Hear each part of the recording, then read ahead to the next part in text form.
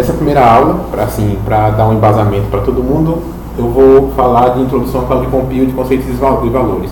Não sei o background de vocês, se já conhecem, se não sabem usar Cloud, não conhecem Cloud ou sabem o que é, mas essa primeira aula vai ser isso aí, conceitos e valores, e no final a gente começa a entrar aos pouquinhos na parte da Huawei. Então vai ser bem assim, teórico esse primeiro, não vai ter muita prática agora. Aí o nosso roteiro, né, que a gente vai seguir. Nós vamos ver como era que as coisas funcionavam antes de existir Cloud Computing, como é que se fazia o desenvolvimento de software, como é que fazia deploy, o conceito de Cloud Service ou Cloud Computing, a evolução, como ela tem evoluído com os anos, as principais categorias e domínios de serviços que existem no Cloud Computing, o valor, o quão bom é usar Cloud Computing ou não, a aplicação e desenvolvimento de Cloud Service e as estratégias da Huawei para Cloud Service. Então, começando antes da Cloud Computing, então, como era que se fazia desenvolvimento de software antes? Antes, tipo, início de 2000, um pouco antes. Acho que em 2004, 2006, começou a mudar para Cloud Computing. Então, a publicação de uma aplicação era lenta e o ciclo de vida era complexo. Por quê? Você tinha que comprar muitos equipamentos para botar uma aplicação para rodar na sua infraestrutura. Você tinha que comprar roteadores, máquinas, computadores, servidores. A sua aplicação começava a aumentar, você não aguentava mais, aquele seu computador não suportava mais aquela carga, você comprava outro computador e você ia aumentando a sua infraestrutura de rede. Então tudo isso ia gerando custo à medida que a sua aplicação ia crescendo.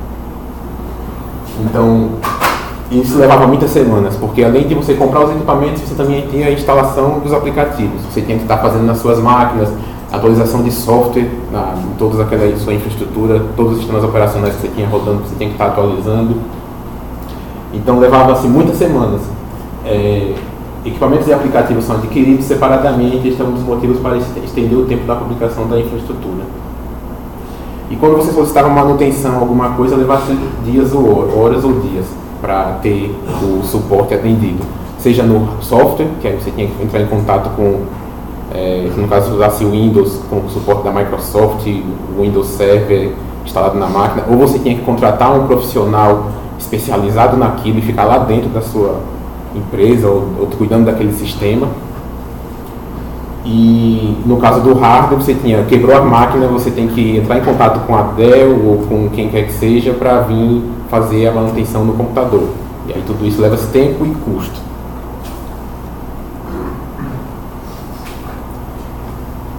E aí tem o alto TCO. Esse TCO é Total Cost of Ownership, que é o custo total de ser dono das coisas, né? Que é a definição disso daí, que exige compra de hardware, compra de software, instalação e configuração de infraestrutura de rede, eletricidade. A gente nunca lembra disso, mas você vai pagar pela energia elétrica que sua infraestrutura está consumindo. Então, quanto mais você cresce, mais energia elétrica você vai gastar. E aí, se você é um sistema crítico, você vai ter que botar um gerador, alguma coisa, no breaks, e aí tudo isso daí gera esse custo. Então, tem esse TCO que é uma fórmula que você tem alguns sites, inclusive a Amazon tem um para estimar o custo de TCO, meio que para fazer a comparação Cloud Computing e não usar Cloud Computing.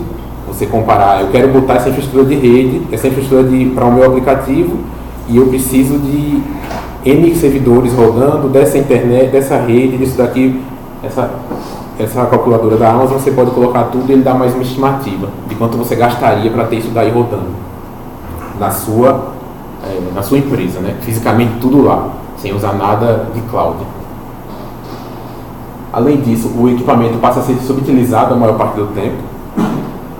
Suponha que você tem uma demanda, você é o dono de uma americanas.com em escala menor, mas numa data específica o seu sistema sai do ar. Você não consegue suportar os milhões de usuários que no Dia das Mães vão lá comprar presentes para as mães. E aí você tem que botar mais computador, botar mais software para rodar, tem que botar mais no breaks para suportar aquele dia. Aí passou aquele dia, a carga volta ao normal e você fica com 4, 5 computadores parados, que você não vai mais utilizar eles, porque você precisou deles para uma data. E no ano que vem, quando você for fazer de novo, provavelmente eles já vão estar defasados, você vai ter que fazer atualização de software nele. Então tudo isso daí gera-se um custo. E é um problema grave de você ter a infraestrutura na sua rede. Você acaba subutilizando a maior parte do tempo.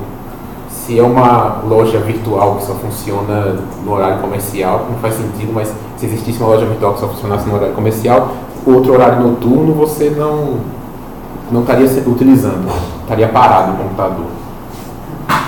O custo de armazenamento alto e a baixa eficiência energética, né? Que você tem que estar cuidando de ter no break, ter sala de servidores, tem que ter ar-condicionado para você manter ele frio, e aí tudo isso daí é mais custo de energia elétrica. Nos slides depois vocês podem entrar para ver essa ferramenta da Amazon, para fazer essa calculadora aí de comparar TCO, que é o Total Cost of Ownership, e Cloud, e ele dá mais ou menos quanto seria a diferença entre um e outro. Um problema diante da Cloud Computing é que o desempenho é limitado pelo gargalo de entrada e saída. Você pode botar mais disco, você precisa de mais espaço de armazenamento, você pode sair botando mais discos na sua infra, mas você acaba tendo um problema que é o gargalo de entrada e saída ainda. Então assim, você não consegue escalar ele. E aí para escalar ele você tem que aumentar a rede, sair aumentando tudo paralelamente. Você acaba sempre tendo um gargalo em algum ponto. Aí a Huawei tem essa proposta, que na próxima década vai haver uma convergência de tecnologias na infraestrutura de TI das corporações. Com o CloudOS, que é o sistema OS deles de cloud, computação, armazenamento e recursos de rede de múltiplas fontes serão integradas horizontalmente. Padrões abertos de interface de TI, então eles vão usar padrões abertos, eles não querem usar nada fechado. Então, assim, eles usam OpenStack e tudo mais, então é de conhecimento público. Vão ser integrados horizontalmente. Padrões abertos de TI são providos para que os sistemas externos possam se comunicar e utilizar a infraestrutura da TI legada. E as necessidades dos clientes vão se manifestar da seguinte forma, e não importa como a infraestrutura de TI evolua. Eles querem baixar o TCO, então o objetivo dos clientes é sempre baixar aquele TCO, sempre diminuir, e aí a Cloud Computing viria para isso. Você não precisa ter tudo, você começa a mudar o conceito de ter coisas e alugar coisas. Você passa a alugar aquilo que você precisa, que aí, em qualquer momento você pode parar de alugar e deixar de usar. E um modelo de publicação e gerenciamento de aplicações mais eficiente. Tipo, ele não quer ter problema de, eu quero fazer um deploy de uma nova aplicação. Ele não quer que seja complexo isso daí para ser realizado. Então tem que ter interface gráfica, tem que ter uma interface web que facilite o máximo possível o cliente. No caso, o cliente é o dono da empresa, mas no final é o profissional de TI que vai fazer, que é publicar uma nova aplicação. Tem que ser o mais ágil possível. Então, experiência de usuário, desempenho e baixar o custo são as necessidades principais aí antes da Cloud Computing começar a surgir. E aí o desenvolvimento da tecnologia de Cloud, no início, em 2003, a gente tinha o VMware Server, virtualização. Todo mundo conhece aqui, eu acho, o VirtualBox. Tem o VMware que já existia também, que é você poder ficar virtualizando máquinas, sistemas operacionais, não sistemas operacionais não, simular máquinas e dentro de outras máquinas. E aí você podia ter uma máquina robusta e começar a levantar várias instâncias de máquinas dentro dela. E aí, teoricamente, você não precisa mais ter tantos computadores na sua infraestrutura. Você pode ir dentro de um computador levantar 4 máquinas virtuais, aí precisa de outra, ele levanta mais outra máquina virtual. Claro que ainda tem um problema, você é limitado pelaquela máquina principal. Se aquela máquina principal começar a extrapolar, você vai ter que comprar uma outra máquina. Mas você consegue controlar melhor o custo de ter essa máquina, você consegue baixar um pouco. Precisa de um novo serviço, uma nova aplicação, prover uma página na porta 8080, E para isso, eu botar para funcionar antes, eu teria que comprar uma máquina a mais. Agora eu posso levantar só uma VM dentro da máquina que eu já tenho, do servidor que eu já tenho, e botar lá. Aí começaram a surgir seria a volta dos mainframes, né? Os computadores começaram a ter aqueles servidores mais robustos para suportar várias máquinas virtuais dentro dele. Aí a Amazon surgiu em 2006, a Amazon Cloud. Não sei se no nível que vocês já conhecem a Amazon Cloud, mas a ideia deles é pegar uma infraestrutura que eles já têm e prover para o usuário externo poder utilizar ela.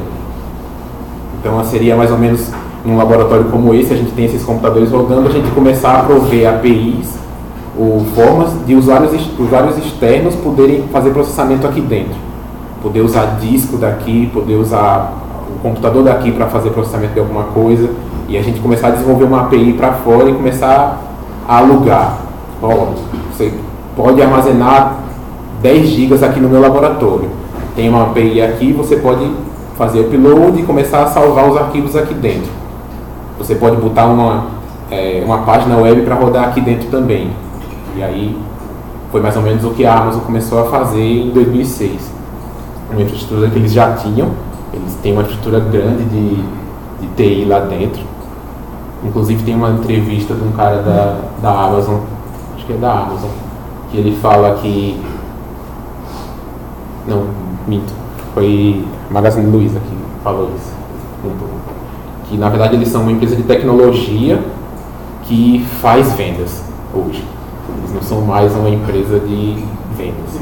Ele meio que inverte o negócio. Passa a ser o principal, essa parte. E foi o que a Amazon fez. Ela já tinha uma infraestrutura grande para suportar a loja dela e ela começou a vender isso para fora. Em 2010 surge o OpenStack, que é a comunidade pega as coisas que estão fechadas e faz uma versão aberta. O OpenStack é basicamente isso, você poder botar numa máquina Linux e começar a compartilhar para fora, para outros usuários, o acesso àquele poder computacional daquela máquina, ao disco que tem naquela máquina. E aí você tem várias coisas que você pode fazer com o OpenStack, empilhar outros computadores, e aí para o usuário externo ele não enxerga que você tem naquela rede 15 computadores. Ele enxerga que ele tem, você tem isso daqui para executar processamento lá. E aí o OpenStack oferece isso daí, usando uma API aberta. Em 2014 começaram a surgir as nuvens híbridas, que é uma nuvem pública com nuvem privada, e começar a misturar as duas. Por exemplo, OpenStack é uma nuvem pública, e você começa a fazer um mix das duas. Nos próximos slides a gente vai ver mais detalhes aí. Aí um negócio interessante é que em cada época dessa, alguns atores se destacaram.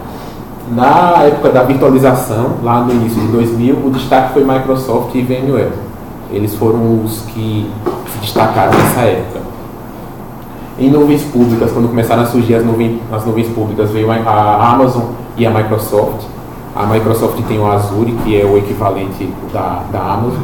E aí eles se destacaram nesse ponto quando começou as nuvens públicas. Existiam outros, tipo vários outros provedores, mas somente estes apresentaram ideias mais arrojadas e tiveram capacidade de executar. Alguns não tiveram ideias tão arrojadas e executavam bem, uma coisa mais básica. Outros tinham ideias arrojadas, mas não tinham a capacidade de pôr em prática. Não eram grandes o suficiente ou não tiveram capacidade técnica, não sei, mas no fim das contas, as nuvens públicas, quem se destacou no início, né, delas foi a Amazon e a Microsoft, e na época de virtualização era Microsoft e VMware.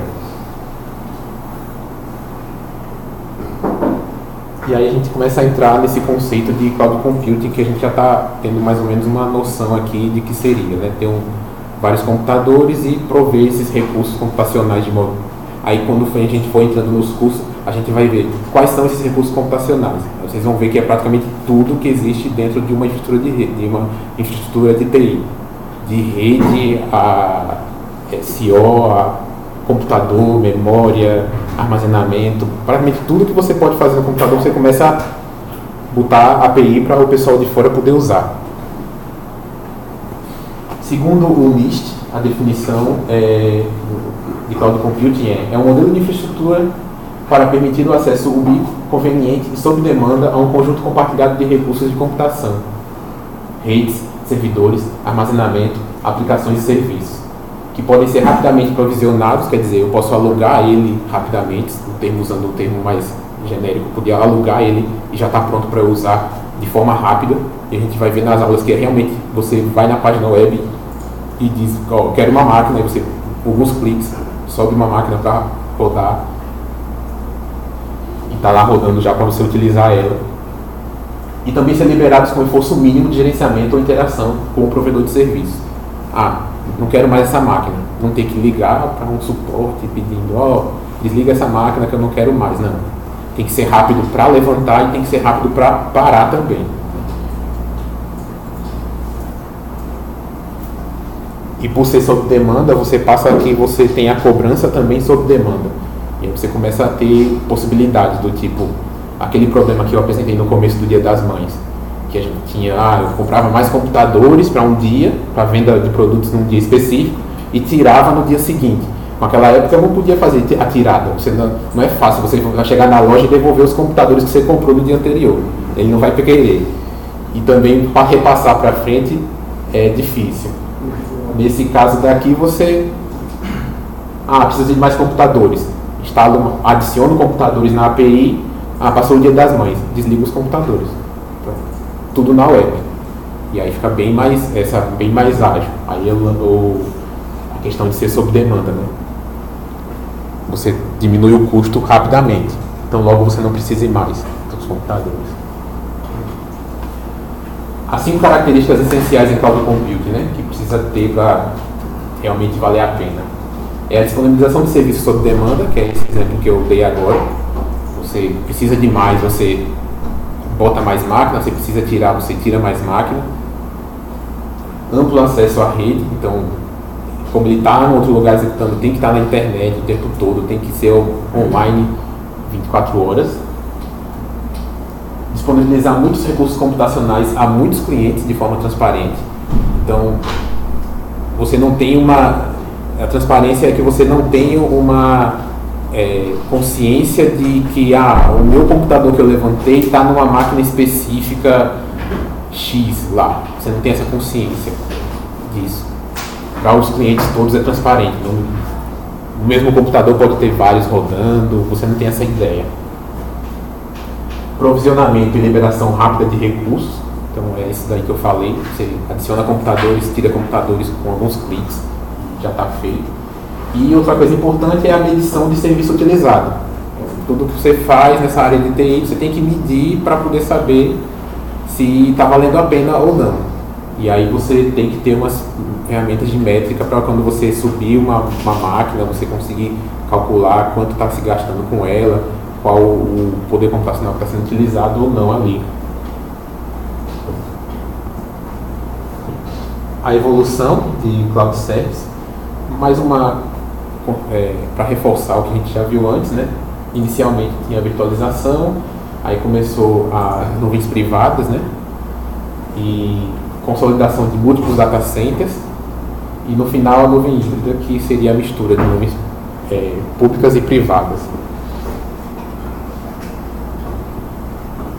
A categorização de domínio de serviço de Cloud Service a gente tem esses 3 tipos de serviço, que é Software as a Service, SaaS, é você pegar a aplicação final e entregar para o seu usuário. PaaS, Platform as a Service, que aí você tem um servidor de aplicação, framework, linguagem de programação, e você provê isso e o cliente implementa a aplicação em cima daquilo ali.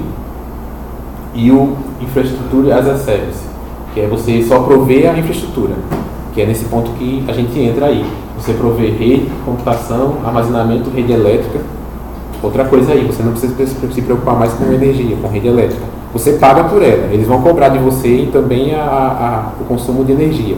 Mas você não tem mais essa preocupação de vou ficar sem energia, tenho que botar um no break, tenho que estar entrando em contato com a prefeitura para saber se vai ter energia naquele dia que você vai precisar mais ou não da sua rede, da sua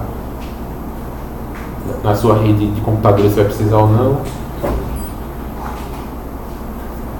E aí então são as categorias de tipo de serviço, né, que a gente pode prover. Baseado na forma de publicação, a categorização. A gente tem a nuvem privada, que é desenvolvida por corporações, cada um com a sua própria infraestrutura de recursos, os padrões fechados, você não sabia o que tinha lá dentro, o que ele rodava, e ele só provê para aquele caso específico dele. Você tem um ambiente de TI, e aí você provê para uma matriz que tem tudo rodando lá, e ele provê para as filiais o acesso àquela nuvem dele, que é basicamente está rodando em alguma matriz em São Paulo ou Sul, Sudeste, em alguma região tem lá um laboratório com 1000 coisas executando e ele provê para as filiais. Normalmente usando soluções fechadas e só exclusivo para uma corporação, para um cliente específico. Nuvem de indústria ou comunidade, que é desenvolvido para uma comunidade ou indústria específica, algo mais aberto, mas que provê a um pesquisador acesso àquela plataforma para executar processamento de,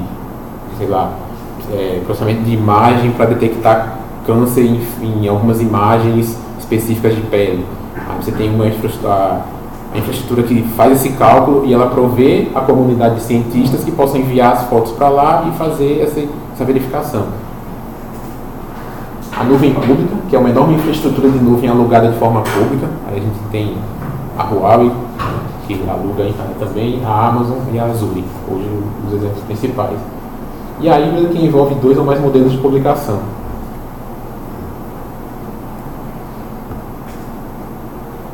As vantagens principais, né, o valor do Cloud Service, quais são as vantagens? Negócio, gerenciamento, tecnológica, né? Você vai ter sempre a tecnologia de ponta disponível lá, não tem que estar se preocupando de estar atualizando software. Você faz a aplicação, você quer a sua aplicação rodando. Para que eu vou estar me preocupando com a versão do SEO onde está rodando? Você não deveria ter que se preocupar com isso. Algumas atualizações deveriam ser automáticas. Você deveria sempre pegar a mais recente. Que antes da cloud você tinha que estar indo lá no banco, tem que atualizar o banco de dados. O Linux está desatualizado, tem que atualizar. Patch de segurança, vou aplicar patch de segurança no Windows Server. Saiu um patch novo de segurança, eu tenho que aplicar esse patch de segurança, senão estou vulnerável ao ataque de hackers. Tudo isso daí você delega, né? O gerenciamento mais fácil e o negócio. O custo cai muito mais barato você usar isso dessa forma. O entendimento da Huawei sobre o que é Cloud Computing, eles veem como simplificação, né? Compartilhar recursos, equipamentos simples, solução de backup unificado, então você tem um backup já pronto dos seus dados lá para utilizar, é uma coisa que não precisa estar se preocupando. Manutenção unificada num ponto central e a escala de recursos, que ele pode escalar o recurso, aumentar os recursos disponíveis rapidamente. Baseado na plataforma, o controle de qualidade é baseado no gerenciamento de recursos, gerenciamento unificado, plataforma unificada, arquitetura aberta, e aí eles veem importante que eles usem soluções open source, e aí eles trabalham com OpenStack, eles veem isso como algo importante a Huawei, e é muito interessante que seja assim. E gerenciamento de recursos de forma personalizada. Baseado nos serviços, a qualidade de serviços é garantida, os serviços são mensuráveis, você pode medir, e a gente vai vendo nas aulas que cada tipo de serviço você mede de forma diferente, faz sentido. Armazenamento é em espaço, rede é em velocidade, computador é em memória e processador, então cada serviço você mede de forma diferente. Acesso a qualquer momento de qualquer lugar, e aí tem que ter uma interface web que você de casa, deu problema aqui, eu preciso ver o que está vendo com a máquina. De casa você possa fazer na internet. Então, é um pré-requisito deles, tudo tem que estar na web, com suporte. E suporte a múltiplos serviços, diversos serviços. Evolui muito rápido. Eles vão adicionando serviços novos e adicionam de forma às vezes transparente, mas eles avisam, ó, disponibilizamos um serviço novo aqui.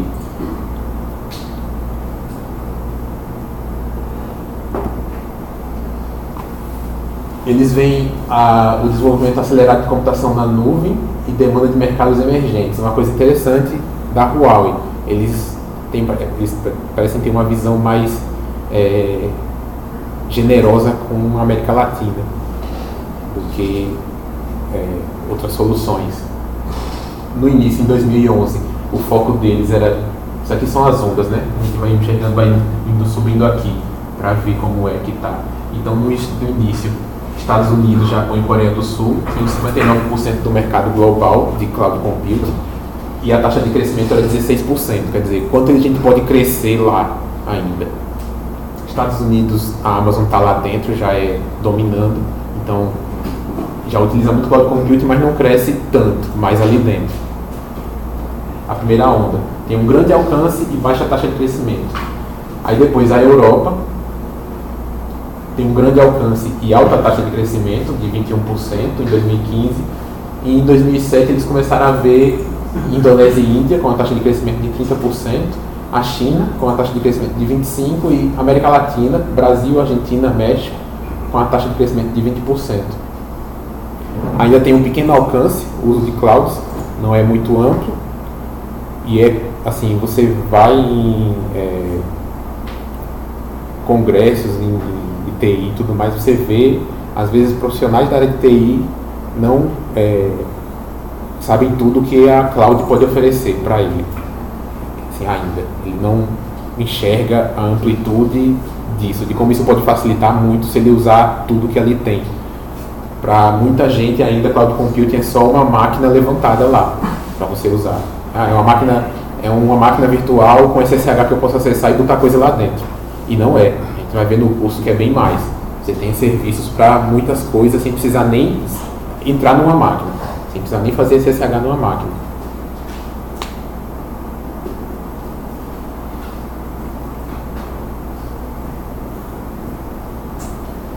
O desempenho da Huawei, né, atualmente, ele ganhou Strong Performer na China, na casa deles, né, mas devem ter participado outros também, com certeza.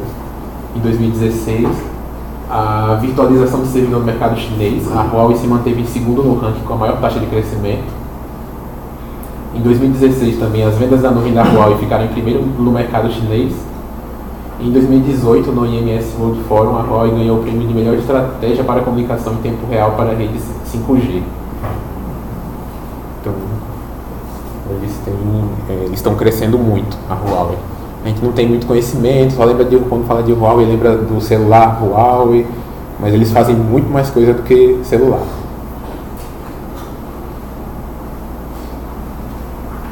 No futuro, as empresas vão desempenhar um papel principal na próxima década, para a evolução da cloud. Aí dividiu-se, enxerga como a Huawei enxerga, né? Cloud 1.0 e Cloud 2.0.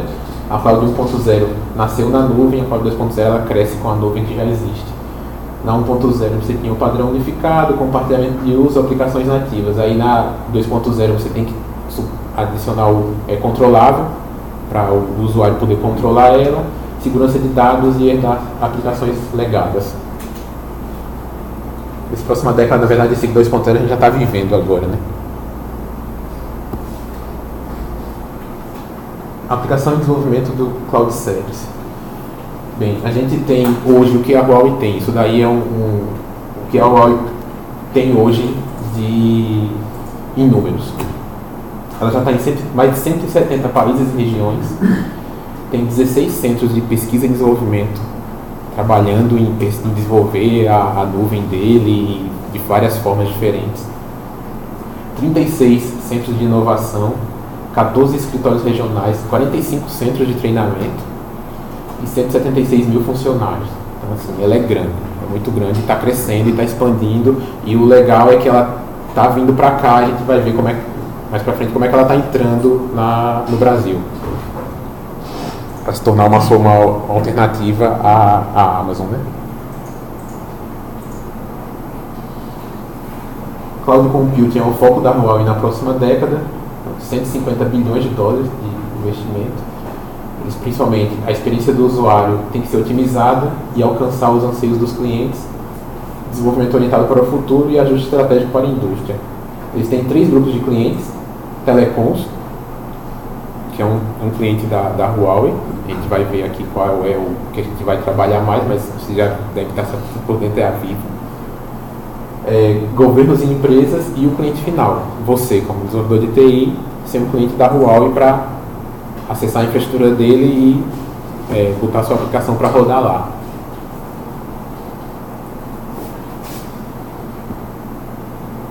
E aí tem essa matéria de 2016, tem um link aí que foi quando a Telefônica e a Huawei lançaram Open Cloud e Cloud Server no Brasil, México e Chile. Então, na verdade, a Vivo é Telefônica, né? Então a Telefônica se juntou com a Huawei e lançou a plataforma dela de Cloud Computing nesses países. E aí aqui no Brasil ela entrou com a Vivo, que é a Telefônica aqui.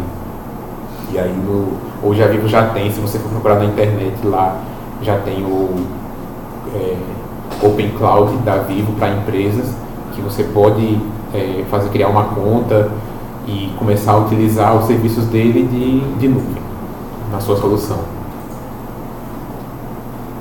É a Vivo Cloud, serviço de cloud, redes, backup, segurança e aplicações robustas para aprimorar o seu negócio. Tem um site aí também, onde tiverem os slides você pode abrir e verificar lá.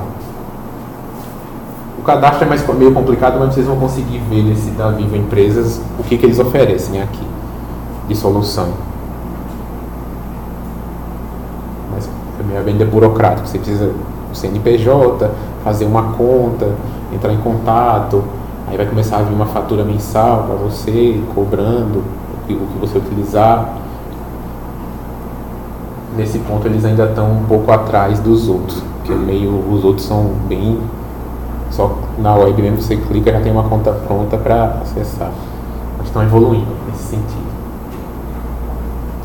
As estratégias da Huawei para Cloud Service foco no IaaS, então a maioria dos serviços deles são de infraestrutura como serviço, como a gente viu naquela parte, rede, computação, a maioria é ali, o foco deles é ali, mas eles permitem o PaaS e uma convergência para o SaaS, né, que é o plataforma como serviço e o software como serviço. O foco em estar integrado, privacidade rigorosa e segurança para dados e aplicativos. Segurança sempre é foco. Você não vai confiar. Uma coisa que eles têm que garantir, né? Até antes disso, você tinha toda a sua aplicação rodando dentro da sua casa. Então, a segurança ali é máxima. A partir de agora, você passa a colocar a sua aplicação para rodar em algum lugar que você não sabe onde é. Então, você tem que confiar neles. Então, eles garantia de segurança sempre alta. Permitir que as empresas desfrutem de serviços de TI convenientemente. Fácil, né? Facilidade de acesso e de configuração.